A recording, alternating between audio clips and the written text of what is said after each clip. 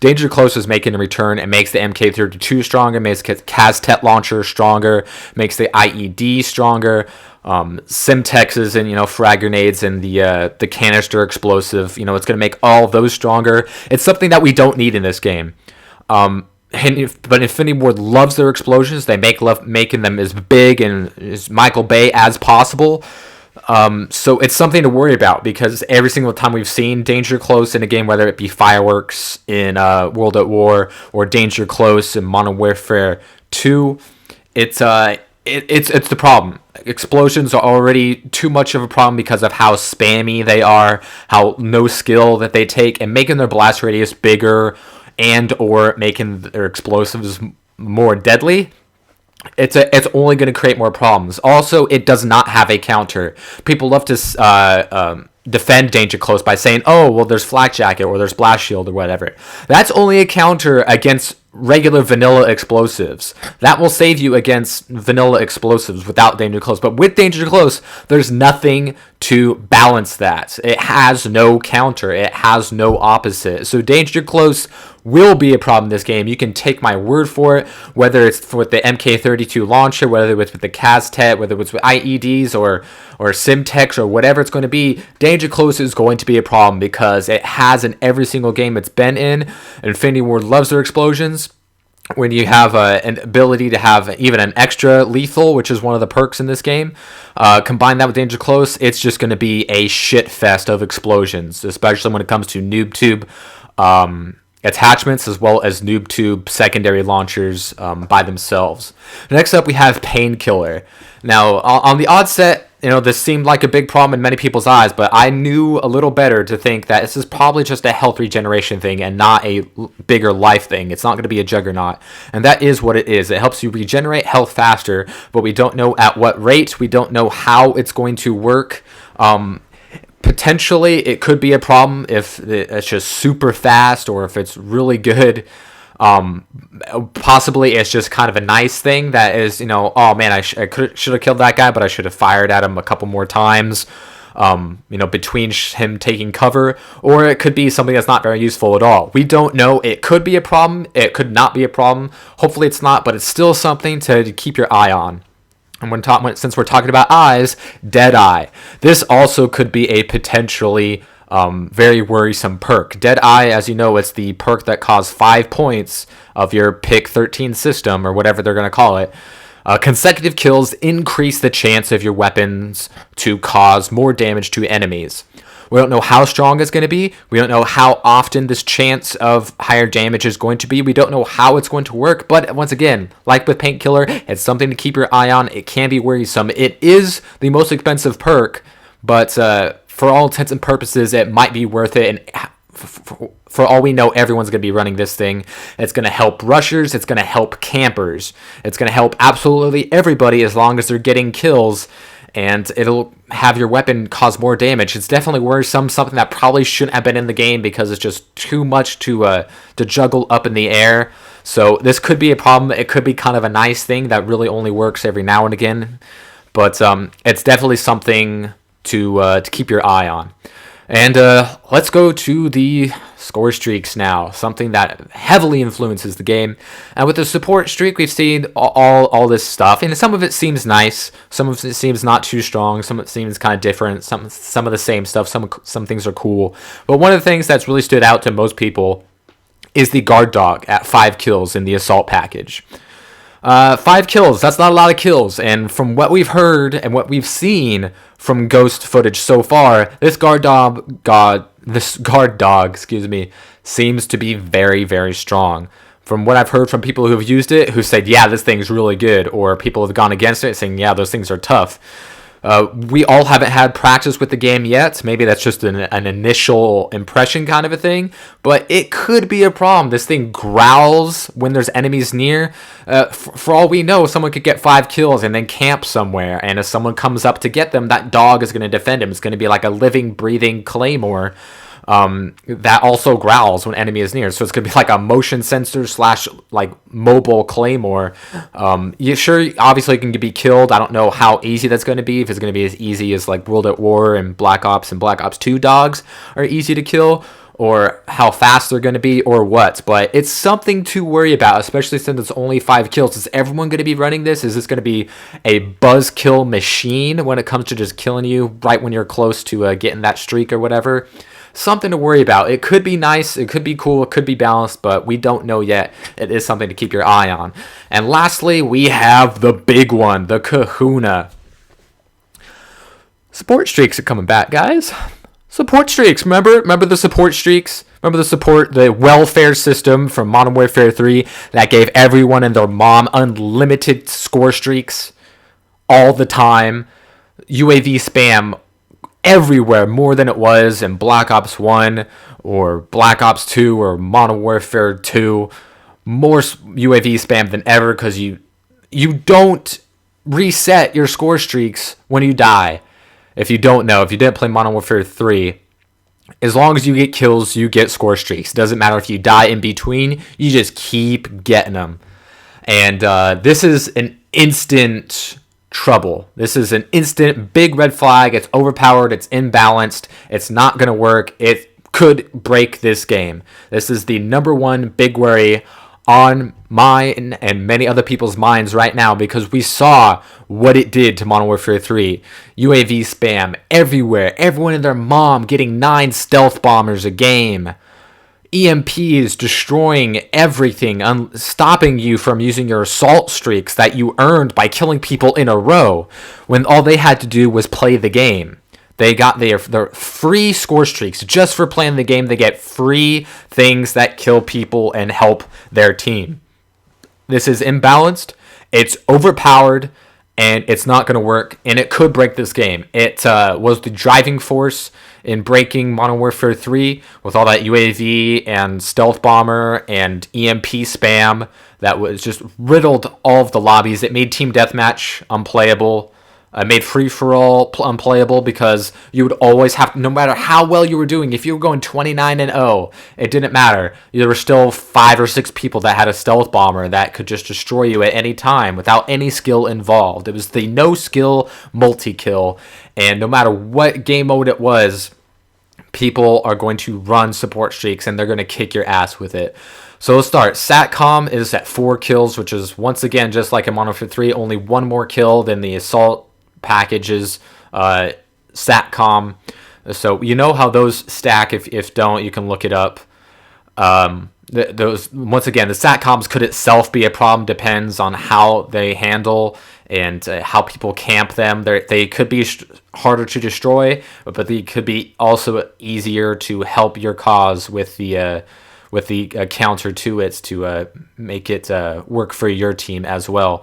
So Satcoms itself could be a problem, but just the fact that support streak is going to give everyone an instant Satcom at 4 kills, no matter how many deaths they have, that's going to be a lot of Satcoms all over the field. Next up, we have a ballistics vest at 6 kills. This wasn't a huge problem in Modern Warfare 3, but it was very annoying, especially when multiple people were running it. If you're going up against a 6 or an 8-man team that always has ballistic vest running at all times, if there's 3, 4, 5 people running ballistic vest, there's going to be a constant flow of ballistic vests, and can make things very, very troublesome for you and your team. If the entire enemy team is running support streaks, which most of the time they will, and if they're all running ballistic vests, that can be a problem. Box of guns at 8 kills, we don't know what it does, so it could be absolutely useless, or it could be something to worry about as well. We don't know yet, and as of this video, we just have no description for that score streak so far. At 9 kills, we have the Night Owl, which we've seen plenty of times. A drone that follows you around and acts as a motion sensor that detects nearby enemies and also deflects missiles that are fired in your direction. Even if you die, the Night Owl continues to help teammates. We don't know how useful this is going to be, but if it's pretty useful, you're going to see a shit ton of these things. So walking motion sensors, as if motion sensors on the ground weren't enough to worry about, we have to worry about the Night Owl mobile motion sensors. This is a camper's wet dream. A motion sensor that follows you around and deflects missiles. Holy crap. I would not be surprised if this enemy team, the whole map is just riddled with Night Owls everywhere. Obviously, you're going to be able to kill them with bullets. So that doesn't seem too difficult, but if you're rushing around, if you're going and trying to flank somebody, if they're holding up a certain area, all they need to do is have that night owl up. They'll see you coming and turn around and shoot you, and there's nothing that you can do about it. If you can't get your eyes on that night owl to shoot it, if there's something in your way, then it's going to be a bitch. And even after the person dies, Night Owl continues to help teammates. We don't know for how long, or if they destroy themselves after a certain period of time. We don't know yet, but this is definitely something to keep your eye on. It's a red flag. It's something to worry about. It is 9 kills, but it could be worth it. Next up is the Moss rocket launcher. At 10 kills, fires a rocket that splits into 2, and you can free guide them with the launcher's laser. Could be nifty, could be gimmicky, could be really good. Don't really know until we've seen it in practice. It is 10 kills. I don't expect to see a whole lot of these. Some of these, might be a little, bothersome, but it doesn't seem like it's going to be too big of a deal. Next up, we have Ground Jammer at 12 kills. This is your EMP equivalent, except it doesn't mess with your radar thing. It disables enemy SATCOMs and kill streaks. It doesn't say anything about your heads-up display or things like that, so maybe it just stops your SATCOM machines and your kill streaks, which is already strong enough, but it is going to be 12 kills at least. It disables enemy SATCOMs and kill streaks. That's going to be a bitch. That's going to be spammed everywhere, especially in ground wars. And that's going to be a problem as well. Also at 12 kills, we have air superiority. It calls in a fighter jet that engages enemy aircrafts. Why would you use this if the ground jammer instantly destroys them? I don't understand that. Maybe it lasts longer than the ground jammer. So if you have your air superiority up and then someone calls in a hind or whatever, then it comes in and destroys it. Maybe it lasts longer. Maybe it's the pro over the ground jammer. We don't know how long it's going to last, but the ground jammer also stops SATCOM. So I suspect to see more ground jammers than air superiorities. But once again, we don't really know yet. This is mostly just trying to figure out how these things are going to work based off of history and as well as descriptions.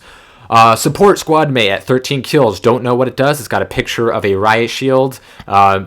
Maybe that's absolutely useless. Maybe it's really good. We have no idea yet as of recording this video, so that's still up in the air. Heli Sniper at 13 kills. We're going to see a lot of these just because people are going to think it looks cool. Calls in a helicopter with a sniper on board. The sniper is controllable, and the helicopter can be ordered to move around the map. The sniper can be taken out, which ends the kill streak. So a few things with this.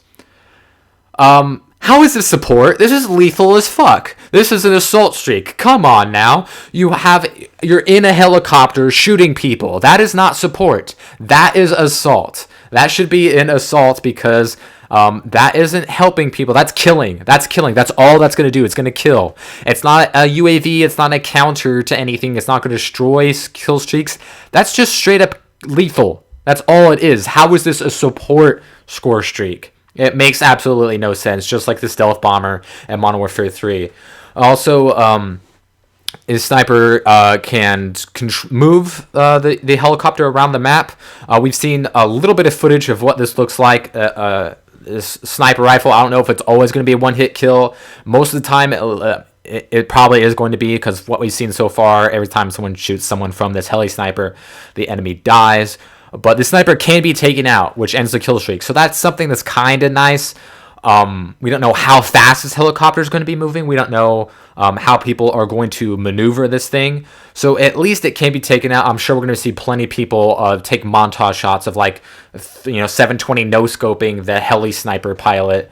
So expect a lot of people to be trying to do that and making videos of that. And then people complaining like, hey, you copied me. I did that first. When... Come on, who doesn't have this idea already to fucking do some montage shit off of this heli sniper? But at least he can be taken out. We don't know how easy that's going to be, but at least there's that. It is 13 kills. It is lethal. That's not support. So that is something to worry about. Next up, we have the Oracle at 14 kills. Don't know really what it does yet. From the description, it's very fuzzy. It seems like it says, uses GPS technology to detect and display enemies. We don't really know what that means. That could mean a lot of different things. But it's definitely something to worry about, because GPS technology to detect and display enemies, is this like a Blackbird kind of a thing? Is it a wall hack kind of a thing? We don't really know, but it being the support streaks, we're going to see a lot of it. It is 14 kills at least, so you can't, most people aren't going to get more than 1 or 2 of these, but if multiple people are running it, we're going to see 6, 7, 8, 9, 10, 11, 12 of these things in every single match. So if it's really good, you're going to see a lot of it, and it's going to be overpowered. Next up, we have the Juggernaut Recon at 14 kills. Once again, another support Juggernaut. But this Juggernaut drops a Juggernaut armor that has a personal radar. We don't know if it comes with a riot shield like the support Juggernaut did in Modern Warfare 3, which, made it not so offensive. Is this just a Juggernaut armor with whatever gun you have? Is it a Juggernaut armor that comes with an LMG? But it does have a personal radar. Man, Infinity Ward loves giving people personal radar. Jesus Christ. And we don't know if there's going to be counters to any of these or all of these. We don't know at this point if the motion sensor is going to have a counter, if Night Owl is going to have a counter, if Juggernaut's going to have a counter. We know Oracle does have a counter in Blind Eye. Blind Eye does keep you off Oracle, whatever it does.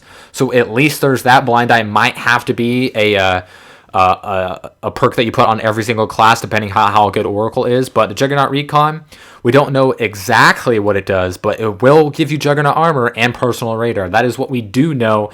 And if that's too strong, it's going to be everywhere. And lastly, we have this unknown-looking satellite thing at 16 kills. Allows the player to control an aerial vehicle that can support the team by launching the following armaments: Airdrop, Juggernaut, Small Rod, and Large Rod. Small Rod and Large Rod are obviously like explosives, missiles shooting down. And Juggernaut, we don't know what kind of Juggernaut it's going to be. Is it going to be a random Juggernaut? Is it going to be the Knife Juggernaut, the Juggernaut Recon, or the Assault Juggernaut from the Assault package? We don't know. Airdrop, what does that mean? A random care package? Does it mean an emergency airdrop? We don't know that either. But this thing is 16 kills. Everyone's going to get 16 kills a game most of the time in a domination or a kill confirmed or whatever these new game types are going to be. But this, I can see a lot of this coming. There's like the escort airdrop from Modern Warfare 3. We saw a lot of those. Those were tough to take down.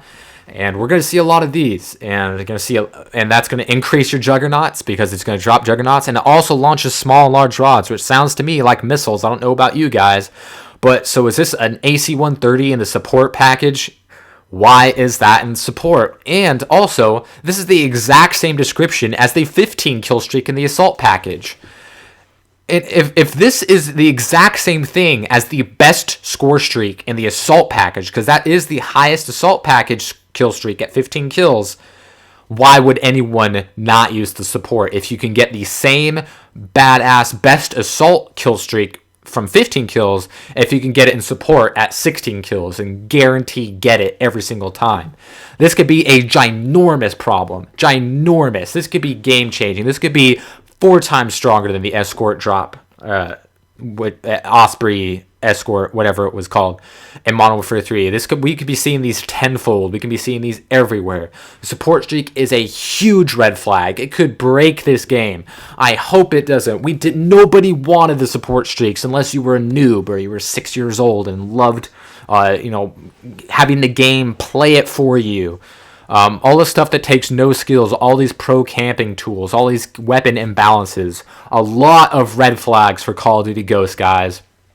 I know we want it to be a really good COD. I want it to be great. I don't want to hate on this game. But from what we've learned so far, yes, some things can change, but for the most part, all of this is set in stone. And we don't know, once again, we don't know how it's going to work in-game until we've actually played the game yet. So I'm going to reserve my judgment on how the game is going to be played. But there's a lot of red flags and a lot of things to worry about at this point in time. And we don't even have the game yet. So hope you guys enjoyed. Comments, always appreciated. I'd love to chat with you guys, see what you think. And subscribe if you want to do yourself a favor. And I will see you guys next time.